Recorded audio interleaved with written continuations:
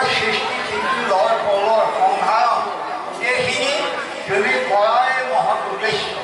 গতিকে সেই জনাৰ্দন মই কি বুজিছোঁ তুমি সাধাৰণ কৃষ্ণ মানুহ নহয়, তুমি জগতৰ ঈশ্বৰ বুলি কুন্তীয়ে এই কৃষ্ণক লক্ষ্য কৰি এই কথাকেইটা মই আপোনাৰ পত্নী দ্বিতীয় পত্নী, কিন্তু প্ৰথম পত্নী ৰুক্মিণীক আপুনি পাৰিজাত ফুল দিলে আৰু মোক নিদিলে।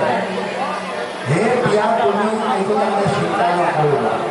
নাওলে মোক আনি দিলে, মই ৰুক্মিণীক আৰু ডাঙৰ তিৰোতা বুলি দিলোঁ, তুমি সেইটোকে তেজ ধৰিবা, তেজ ধৰিব নালাগে।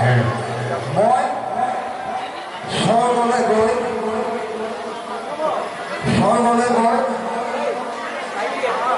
ইন্দ্ৰৰ পাৰিজাত ফুলৰ গছজোপাকে তোমাক আনি দিম।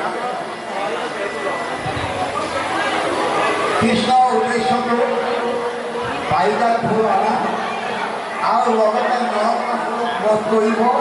বধ কৰি 16,000 দেউতা তেওঁ নি পেলাই তাৰ বিয়া পাতিব।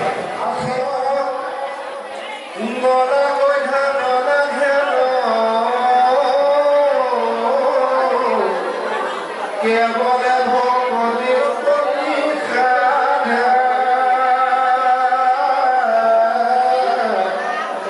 কৰন্তে নাহিকে কষ্ট, অলপৰ নাহিকে নষ্ট, হৰা মাকৈ